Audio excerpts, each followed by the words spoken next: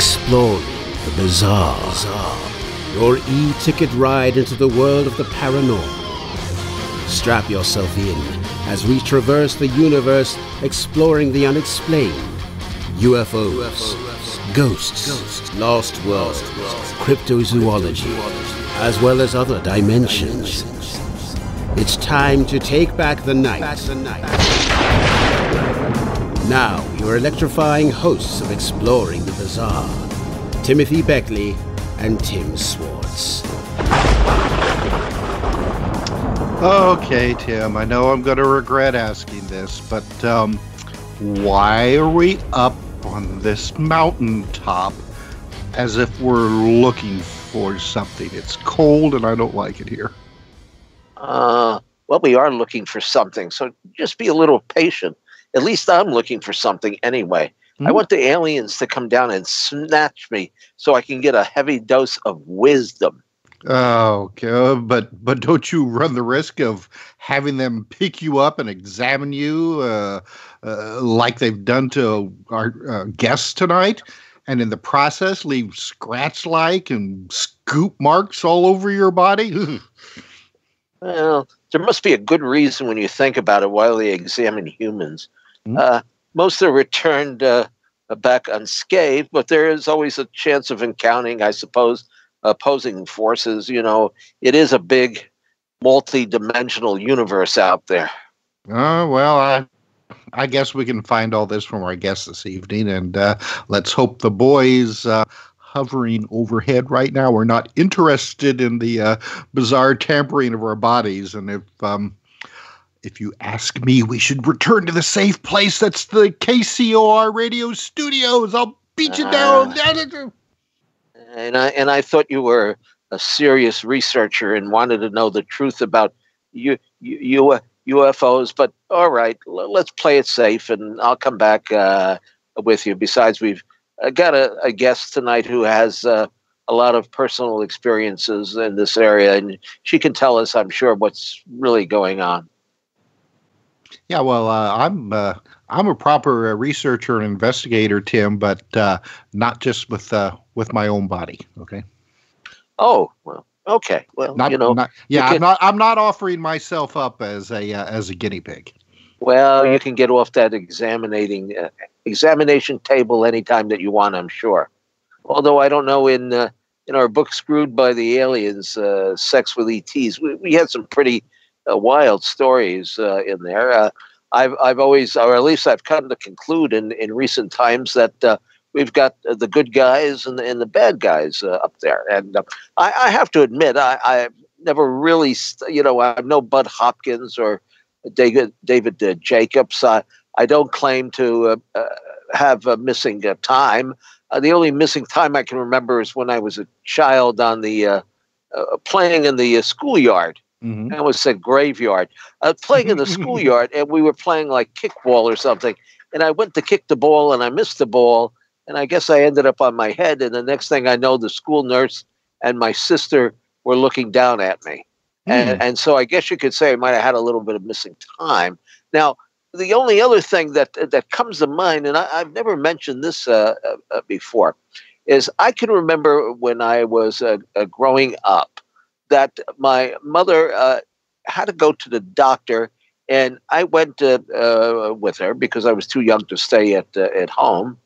And we went to the doctor because she had something in her leg up towards, I guess, her knee, and it was sticking out. Yeah. And it looked like, as far as I can recall, like a long black mark of some kind.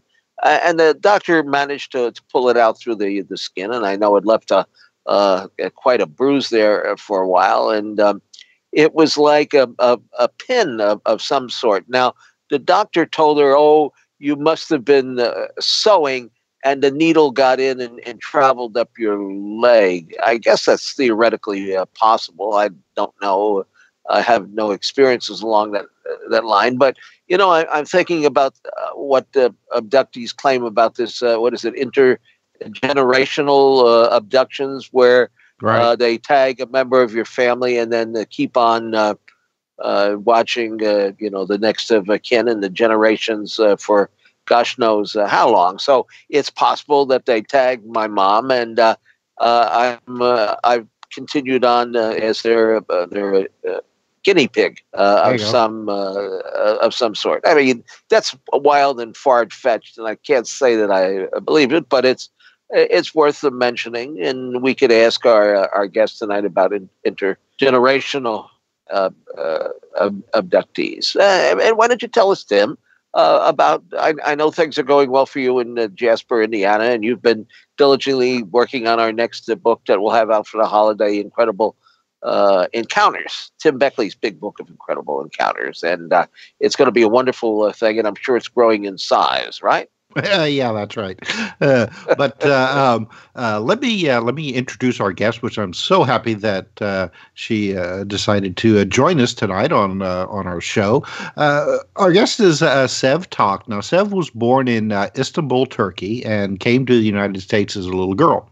Now, she grew up in the Virginia, Washington, D.C. suburbs, and her parents introduced her to spirituality at an early age. Now, Sev started meditating in the 5th grade, and that opened up a whole new world for her. Now, she's had supernatural events and ET contacts for most of her life, and she became a soul purpose coach, conducting soul purpose readings. Her ability to read her client's energy field and hear, feel, and see interdimensional information formed the foundation for her next field of study, which was ET contact.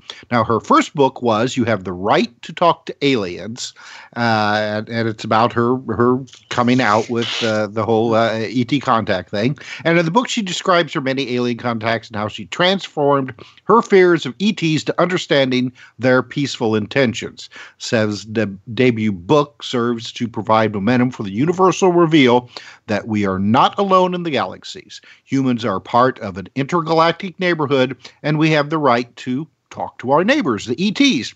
Now, Sev recently moved to the inner banks of North Carolina with Patrick and her 2 mystical black cats, Zulu and Comet.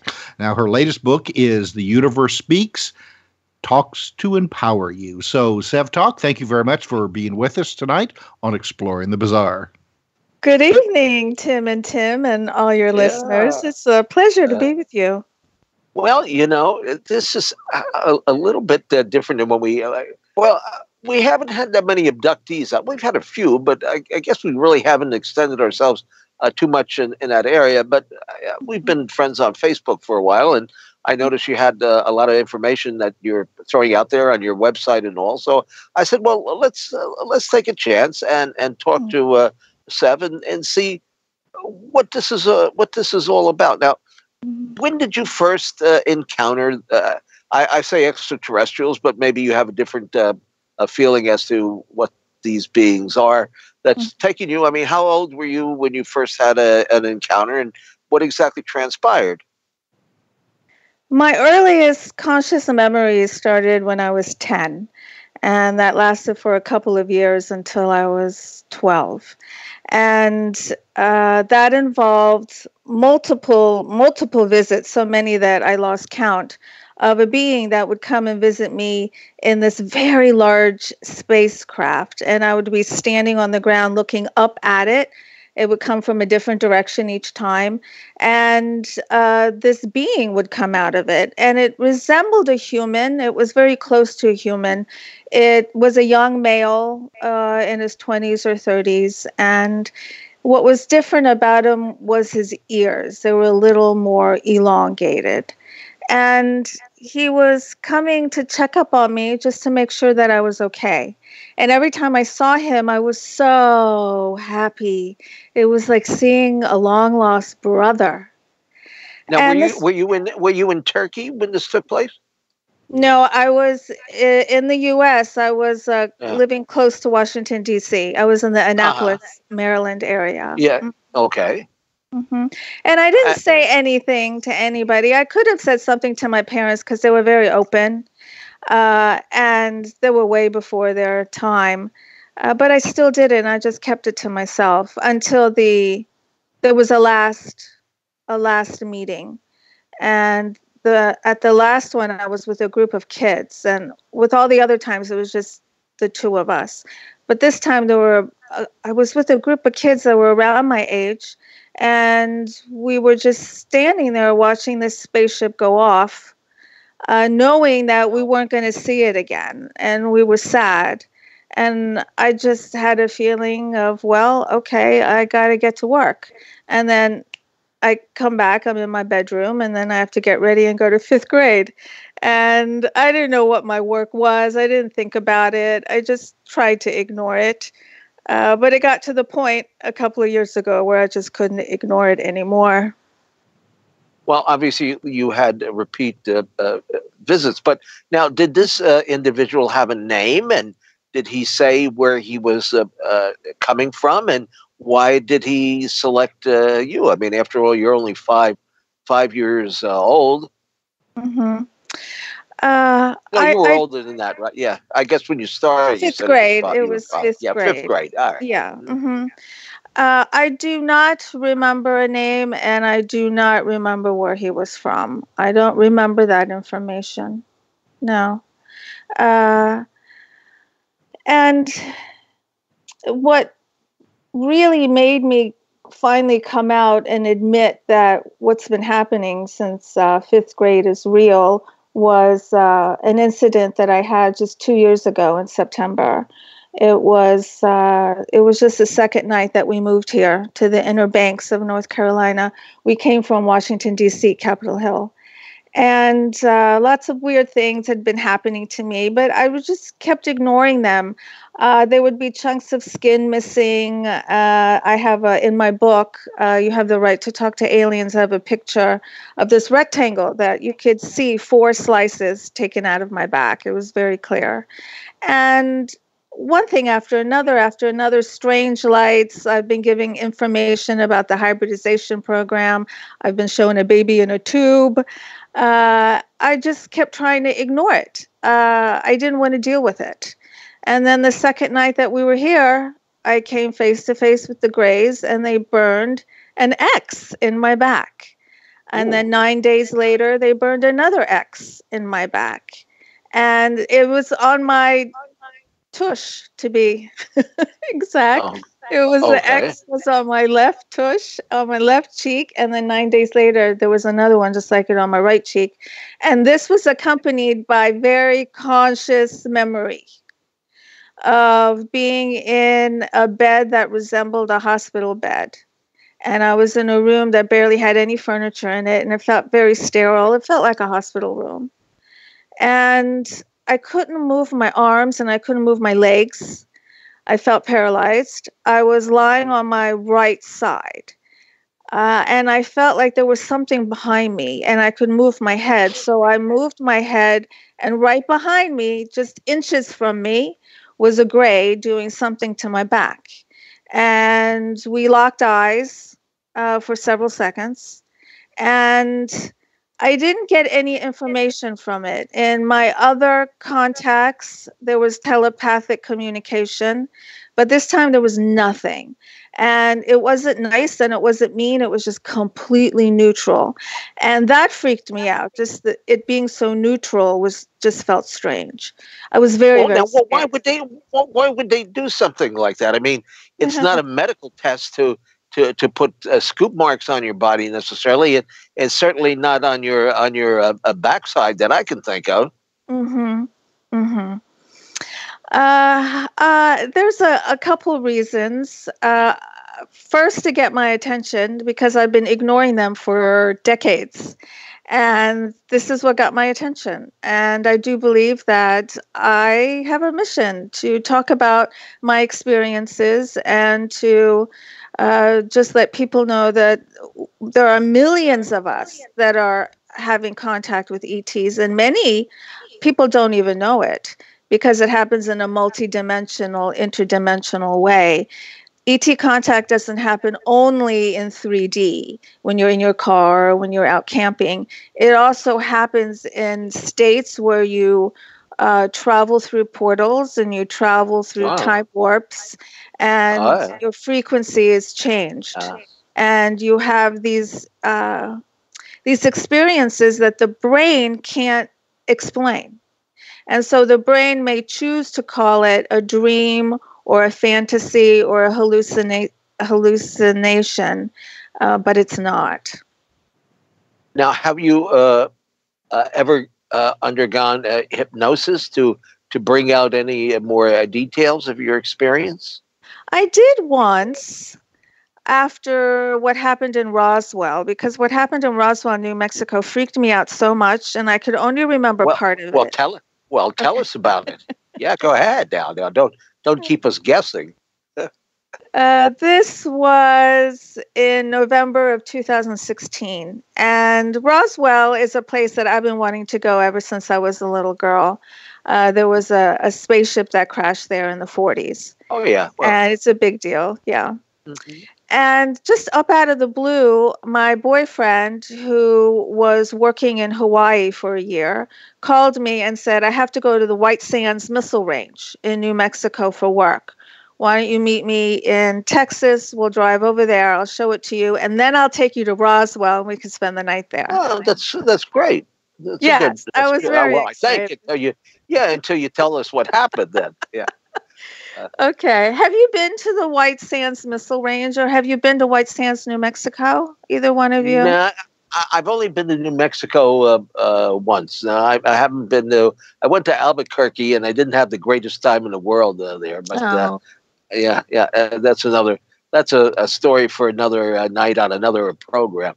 But Okay. go ahead. Well, tell us something. I mean, I know what used to go on there at White Sands. I know it was a missile testing range, and there was a fellow years ago who had an experience. His name was Daniel Fry. I don't know if you're familiar with the story, but I believe he was sleeping out in his car one night. He worked out there as an engineer and had a UFO experience of some sort and had continual input from these extraterrestrials. They were very human in appearance. I don't think in those days the Greys had really popped up yet. That was later on. But you tell us about White Sands and Roswell and what happened there.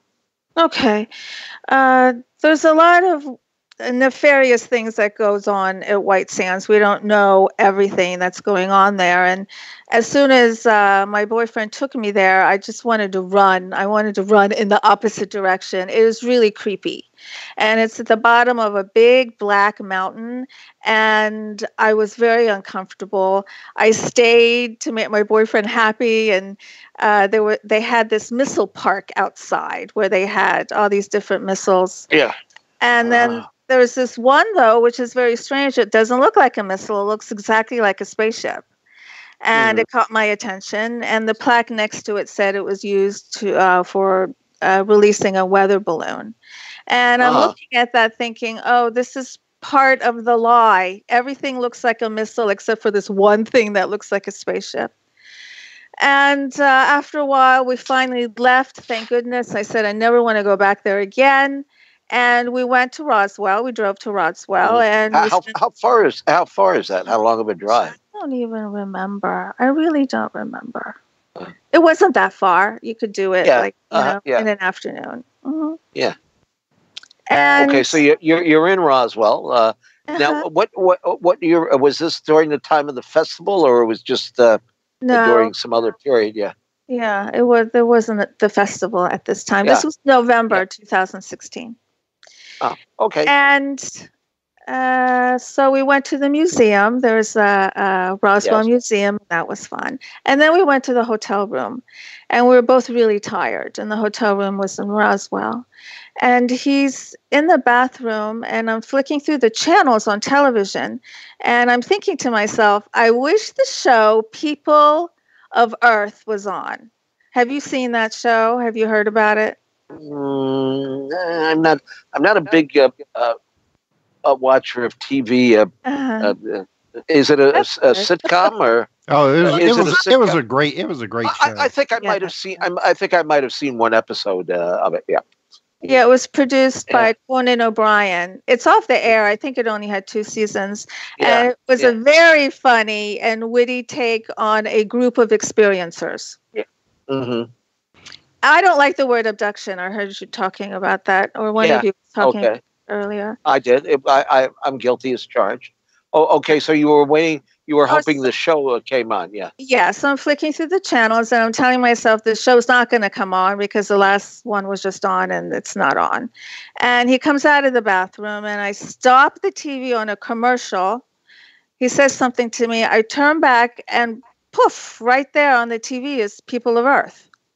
Uh-huh. And I'm like, okay, that's weird. So we watched it and went to sleep. And the next thing I know, my eyes pop open and the room is pitch black. I can't see anything, nothing.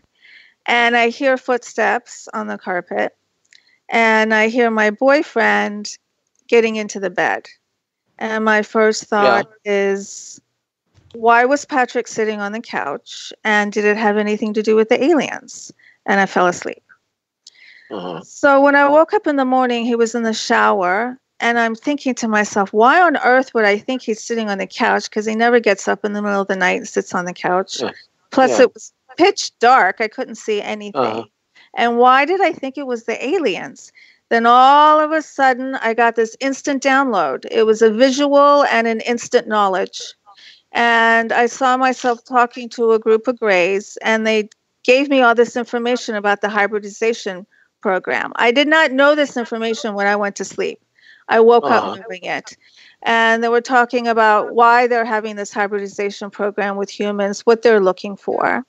Okay. Well, now we've got a commercial break coming up in a few minutes, so we'll hold to find out what the hybridization plan is. But, I do find it interesting that the TV show, like you say, was only on for a couple of seasons. And I don't even think it's in a repeat. I haven't remembered seeing it since it was originally on. Okay.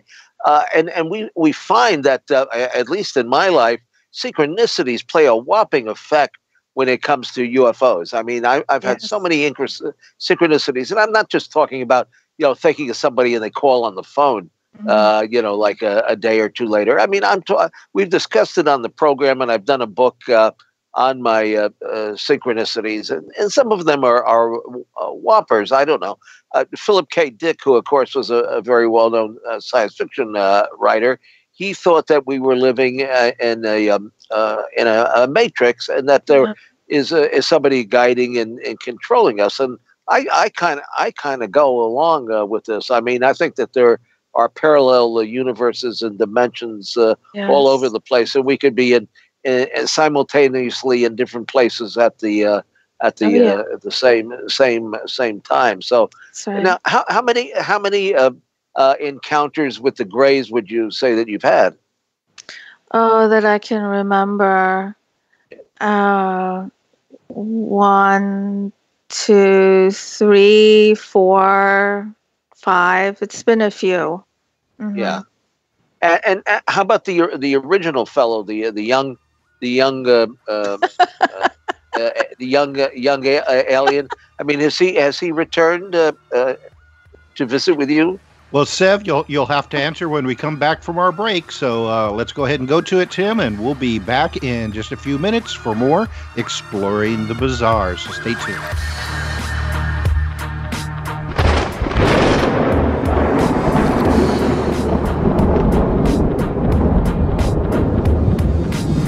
Now back to Exploring the Bizarre with two of the most electrifying researchers in the paranormal, your hosts, Timothy Beckley and Tim Swartz. Welcome back to Exploring the Bizarre. I'm Tim Swartz. Tonight our guest is Sev Tok. And Sev, before we had to interrupt you and go to our break, you were talking about an experience that you had where you were given information about the hybridization program that is supposed to be going on between the human race and who knows who the others are. And the thing that I've always wondered about this is that, supposedly if we are dealing with extraterrestrials, you wouldn't think that genetically we would be close enough to even attempt a hybridization program. So why don't you tell our audience a little bit more about the information that you were given during this experience? Okay, there are lots of beings that we are genetically similar to, and that we share a lot of DNA with. There's a variety of different beings throughout a variety of different dimensions. It's endless. So going back to what happened in Roswell, when I was sitting on the bed and I got this visual and mental download, and the Greys were telling me that there is a hybridization program between humans and the Greys, and there are millions of people involved, millions of humans. And there's actually billions of these embryos or little genetically modified babies.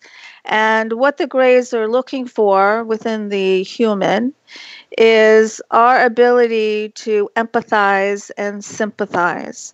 For the Greys have lost that, and because of that, their species is dying out. It's hard to keep a species going when you're not empathetic or sympathetic or loving. And that is what they're looking for. So these babies are infused with a lot of love, and they're also interested in humans that have above normal extrasensory perception abilities. Not always, but they're also interested in that.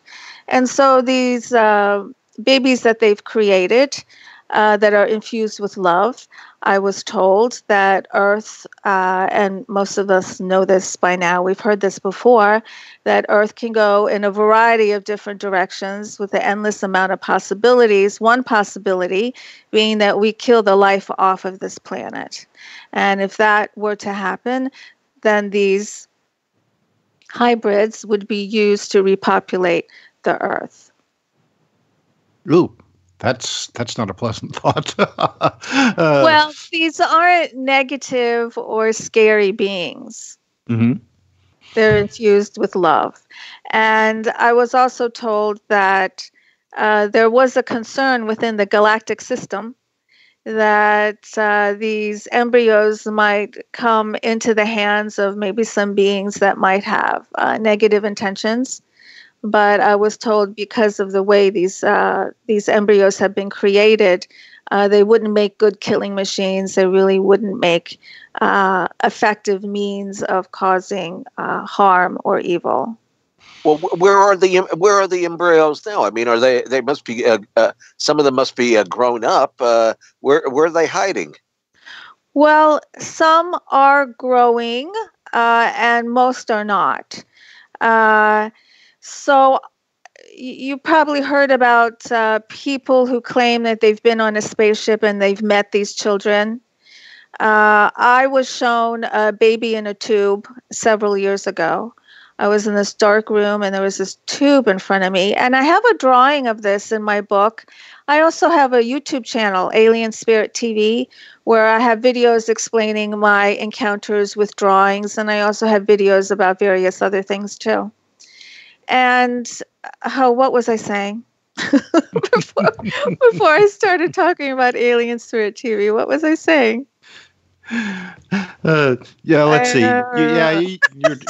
You were talking about that. Mr. Beckley wanted to know where these hybrids currently are. I mean, if this has been a program that's been going on for quite a while, unless they've been kept in stasis somewhere, you probably have like a wide range of age groups there. Yes, that is true. Everything that you said is true. And that they're kept on spaceships and they're also kept in other places. And I have heard stories where people have encountered these children and they're very loving and they felt very connected to them. When I was shown this baby in this tube, I did not feel connected to this baby at all. What was unusual about this baby is that it was in this tube that was about as tall as I am and about as wide as I am in some form of liquid. And its eyes were wide open. And they were the bluest eyes I have ever seen in my life. And as I'm staring at this baby, wondering what am I looking at, I could feel there was something behind me. So I turned around and once again, there were 3 grays behind me. There was a tall one, a medium one, and a short one. And they telepathically said to me, take your time. We're giving you space. Just take all the time you need. And that didn't make sense to me at the time. And I turned around and I looked at this baby and I'm like, I don't understand. Now in Roswell, they reminded me of that. And they continued to tell me about the hybridization program, and that what I had witnessed was part of the hybridization program. All right. So does that make planet Earth then? Are we nothing more than basically a breeding colony, or did we start out on our own and somebody just happened to run across us and say, "Hey, look at this. This is, this is a species we can make use of"? Yes, that's such a good question. We really don't know for sure how, if we started off. Well, considering, like you said, before, that we may be, genetically similar to other species throughout the multiverse, that raises the possibility that possibly our origins, we didn't develop here naturally, so to speak.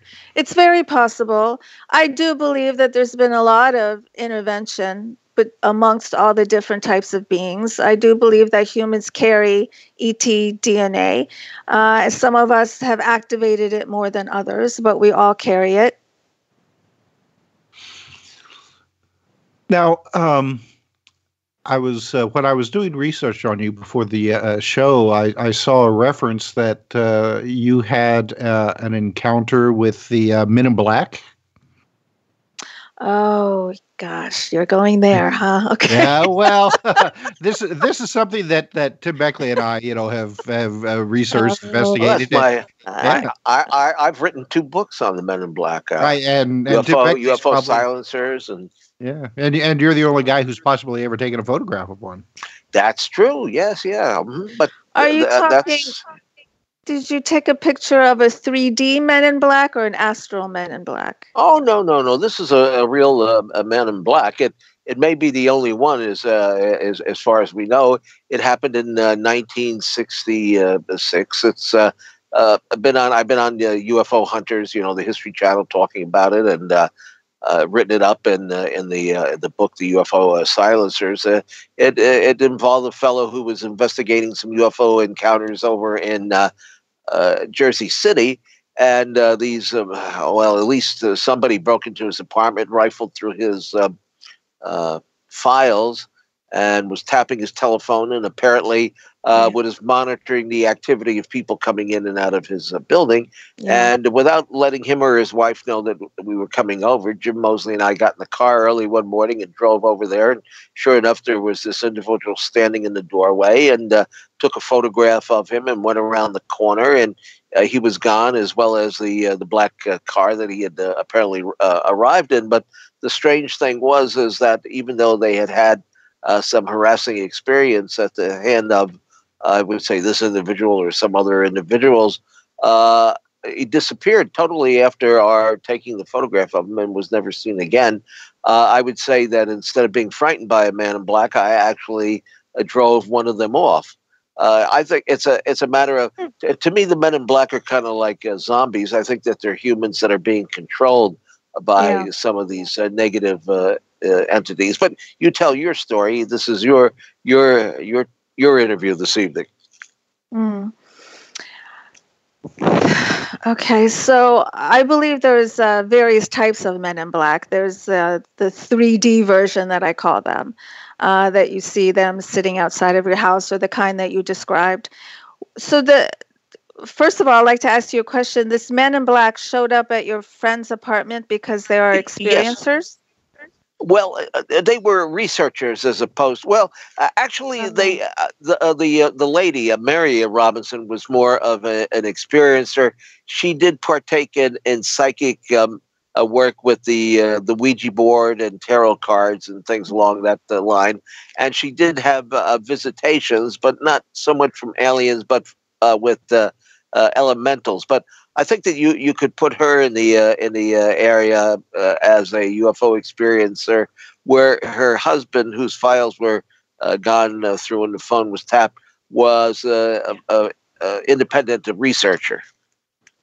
But it was all on the earth plane. It wasn't astral or As far as the guy we photographed, certainly wasn't an astral being, unless he he could have dematerialized when we went around the corner, because it only took about maybe 6 or 7 minutes to come back in the car, and he was gone, and some other car was parked in its place, and he never showed up again. So I don't know. Take your pick. It's possible. It's anything you want it to be. But tell us about your experience.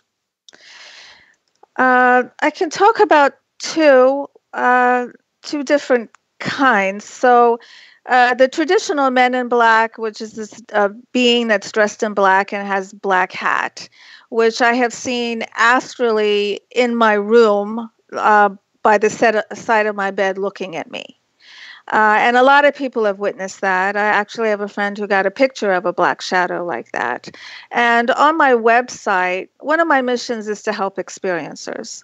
And on my website, I have a site called, I have a page called True ET Stories. Where I share some of the stories that experiencers who have contacted me from around the world have told me. And I also have a page where people can write in. It's very private, tell me their story, and I'll help them process it. I'll help them answer questions to the best of my ability, because I know what it feels like to feel very, very alone and have no one to go to. Anyway, I have received several stories about Men in Black. And unfortunately, they're not happy stories. They're very scary. And the energy that is emitted from this Men in Black that I saw in my bedroom, it's really scary. Now, I like to step back and ask myself, why is this scary? Is this scary only because it is unknown to me? Is it scary because I'm feeling a negative vibe from it? What exactly is it? Because I have learned that our outlook, the lens that we view life from, affects our perception of our ET contact. So for most of my life, I was extremely afraid of the Greys. And I wanted nothing to do with them. I wanted them to leave me alone. I thought they were bad. I thought they were evil. And now I've completely changed my mind. And the reason for that is because I look at life in a much different way. I used to be a victim. I've gone through 2 abusive marriages, and I thought, well, the Greys are abusing me too. Why not? And I just viewed them as abusing me because that's how I was looking at life. When I did the deep self-introspection that's necessary, because I decided to follow this path of authenticity where I want to be the most authentic version of myself that I can possibly be. This is when I encountered this block that I had about the ETs that I was hiding.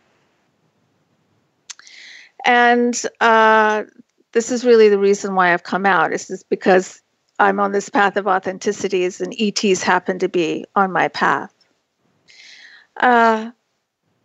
I digress again, and going back to the Men in Black. So there's an astral version, and there's also MILAB or MyLab, which you know about. Right. I pronounce it MILAB, and I also have conscious memories of that as well. Some of those these are military.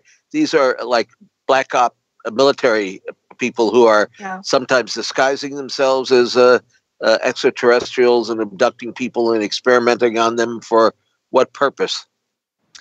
Well, I don't know if I believe that human beings are dressing up as ETs. That's kind of, the jury's out on that one for me.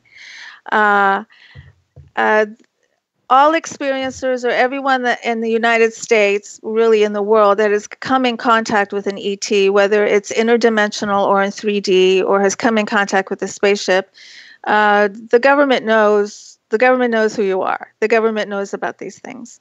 And so for many of us, we get debriefed, so to speak. They pick you up and they want to know what you've learned and what you've seen. And I have this one very specific memory of being in this room downstairs. and it felt like it was a government office, and there were these men there that looked like government workers. They were young men in their 30s, and everyone kind of looks the same. The colors are bland, and they were showing me this poster, this big poster that had the flight path of a UFO, and it had a whole bunch of mathematical equations, physics equations. I happen to have a biology degree from Loyola University. And I found that interesting. And as he's showing me this flight path, the man turns to me and he says, "At which point does the flying saucer reach the K point?" And then I don't remember anything after that. And when I came to, I'm thinking to myself, what the hell is a K point? I don't know what a K point is. And I Googled it, and it's a real thing. It's some kind of property, some physics property. And I was explaining this story to Grant Cameron, who's a very well-known Canadian UFO researcher. And he sent me this article about another experiencer who had met the Greys, and they were teaching her about the K point and the notes that she took and the diagrams that she drew. And I also believe that the MILAB experiences that we have, it runs the gamut of, you just hear these horrible stories. And then some people have not so horrible situations. I had one bad one, but the others weren't that bad. But what I do remember is them just extracting information from you. And we all know there's been reverse engineering of UFOs and that kind of thing. So our governments around the world are just trying to extract as much information as they can from anyone who's been in contact. So now, what would you say to somebody who has had an experience, doesn't know what's going on, doesn't know where to turn? They really can't tell their family or their friends for fear of being either made fun of or thought insane. What would you say to somebody to, first of all, to help them feel better, but then to learn to deal with this dimensional opening of their lives? It's a big deal. It's a big, very important event. And the first step is to try and admit to yourself that it's true. And that could be very difficult. So the second step is to reach out and find someone to talk to. And so I offer that. If you go to my website, planetsev.com, you can find where I offer help if you're interested. Also, these days, it is so much easier to find help because there's all kinds of Facebook groups. There's all kinds of groups all over the internet. But if you're looking for ultimate privacy, just be very careful who you share your story with. There are several people who help experiencers. I'm one of them. And there's a reason this is happening. This isn't just an accident. Whether you come in contact with an ET or whether you come in contact with Bigfoot or whether you come in contact with anything unusual, there's a very good reason for this. We all exude an energy, and the energy that we exude is created by our belief system. And we align with people and situations and animals and other beings that have a similar frequency. And so when these things happen, when we come in contact with another being, I think it's very important to accept it and try and understand, what am I to learn from this, and how is this to make me happier? How is this to make me more content? How is this to activate my potential? Because the answers for all of those very important questions can be found in these out of this world experiences that we're having with these beings. These beings aren't wasting their time if they're coming in contact with you. And I'm talking about just something as simple as just seeing a UFO in the sky. There's a reason that saucer was shown to you. So to take the time to just try and figure out, what is the message that I'm getting? This is very important for me. What am I to learn from this? Because I know it's going to make me better and happier and more fulfilled. All right. Well, we only have about 3 minutes left before the show ends, Sev. So I want to give you a chance to once again let our audience know where they can find you online and the titles of your books, where they can find those as well. Thank you, Tim. That went by pretty quickly. My book is You Have the Right to Talk to Aliens, which is on Amazon. And my YouTube channel is Alien Spirit TV. My website is planetsev.com. I happen to have a planet and a star system named after me in the Star Wars galactic system. And I'm also on Facebook and Instagram and Twitter. And I really like hearing from experiencers. So if anyone wants to reach out to me and tell me their story, I'd love to hear from you. And you do readings, or you work with experiencers as far as their encounters go? I do work with experiencers. I also work with people who are not experiencers. Oh, yeah. I'm a soul purpose or spiritual counselor, and I do soul purpose sessions where I help people activate their potential. And all that information is on my website, planetsev.com. Mm-hmm. Mm-hmm. Well, do you how often do you have these experiences? I mean, can you call them in at any point?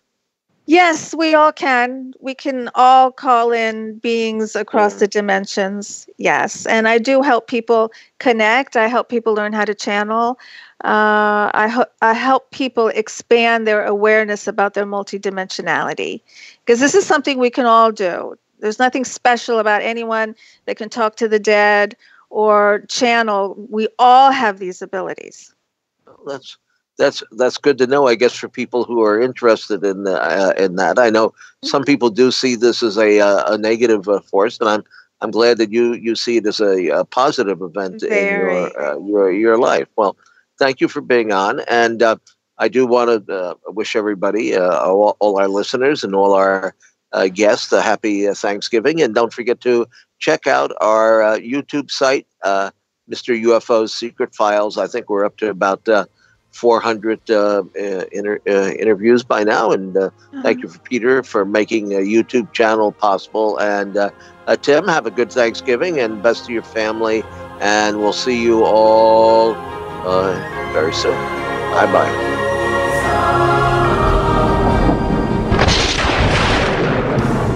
You've been listening to Exploring the Bizarre with hosts Timothy Beckley and Tim Swartz. They're taking back the night by jetting non-stop across the cosmos in search of the truly bizarre and totally unexplained, with you as their co-pilot. Thursday nights at 7 p.m. Pacific, 10 p.m. Eastern, on the KCOR Digital Radio Network. For more information on Exploring the Bizarre and hosts Timothy Beckley and Tim Swartz, check out their KCOR Digital Radio Network page. Follow their YouTube channel at MRUFO 1100. Exploring the Bizarre.